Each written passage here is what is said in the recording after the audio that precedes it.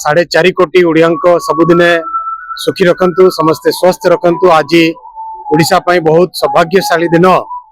आज आयुष्मान योजना मध्य आम समस्तंकर सेवा पाई माननीय प्रधानमंत्री श्री नरेंद्र मोदी जी जहा जन जन सेवा पाई भावना अच्छी से लागू है। बहुत अति सुंदर दर्शन बेले महाप्रभु पाखे प्रार्थना रखिली जे समस्ते ओडिया प्रति सबुदिने सद्भावना रहू, समस्ते सुखी रह। 4.5 कोटी ओडिया सबुदिने सुखी रखंतु, समस्ते स्वस्थ रखंतु। आज ओडिशा पई बहुत सौभाग्यशाली दिन। आज आयुष्मान योजना मध्य आम समस्तंकर सेवा पाई माननीय प्रधानमंत्री श्री नरेंद्र मोदी जी जहा जन जन सेवा पाई भावना अच्छी से लागू है।